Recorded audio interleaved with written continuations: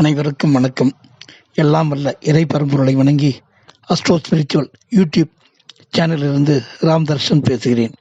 இன்றைய பதிவு, ஒவ்வொரு பிறக்கும் பொழுது ஒரு நட்சத்திரத்தில் ராசியில் பிறக்கிறார்கள். ஒவ்வொரு ராசிக்காரர்களும் அவருக்கு என்ன தானம் செய்ய வேண்டும் என்று ஒரு பதிவு உள்ளது. 12 ராசிக்கும் அவர்கள் என்ன தானம் செய்ய வேண்டும் என்று இந்த பதிவில் பார்க்க இருக்கிறோம். மேஷ ராசிக்காரர்கள் குலதெய்வ வழிபாட்டை தவறாமல் செய்ய வேண்டும். சிவன் கோயில்களுக்கு சென்று வரும்போது வாசலில் உள்ள ஏழைகளுக்கு தவறாமல் தானம் செய்ய வேண்டும். பணக்காரராக விரும்பும் மேஷ ராசிக்காரர்கள் மாற்றுத்திறனாளிகளுக்கு தேவையான பொருட்களை தானம் செய்தல் பலன் கிடைக்கும். ரிஷப ராசிக்காரர்கள் செவ்வாய்க்கிழமைகளில் சாம்பார் சாதம் தானம் செய்ய வேண்டும். இதனால் செல்வம் பெருகும். மேலும் ஏழை பெண்களின் திருமணத்திற்கு உங்களால் முடிந்த பொருட்களை தானம் செய்யுங்கள். இதனால் தடையில்லாத முன்னேற்றம் ஏற்படும். மிதுன ராசிக்காரர்கள் தவறாமல் பித்ரு வழிபாடு செய்ய வேண்டும்.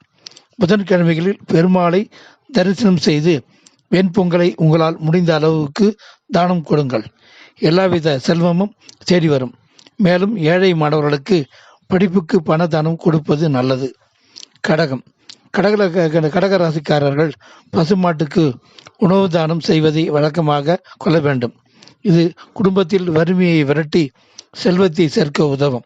மேலும் ஏழை நோயாளிகளுக்கு மருந்து வாங்கி தானம் கொடுத்தால் உங்களுக்கு நிம்மதியான வாழ்வு கிடைக்கும். சிம்ம ராசிக்காரர்கள் ஏழை இளையோருக்கு அடிக்கடி தயிர் சாதம் தானம் செய்ய வேண்டும். இதனால் உங்கள் மனதில் அமைதி ஏற்படும். மேலும் மாற்றுத்திறனாளிகளுக்கு தேவையானதை கேட்டு வாங்கி கொடுங்கள். அது புண்ணியத்தை சேர்க்கும். கன்னி ராசிக்காரர்கள் குரு பகவானை தவறாமல் வழிபட வேண்டும்.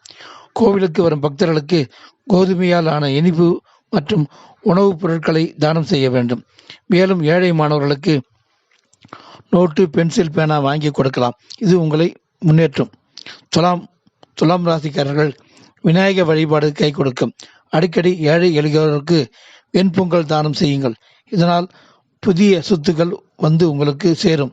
மேலும் ஆதரவற்ற இல்லங்களில் தங்கி படிக்கும் மாணவிகளுக்கு படிப்பு உதவித்தொகை தானமாக கொடுத்தால் உங்கள் வாரிசுகளுக்கு நல்லது.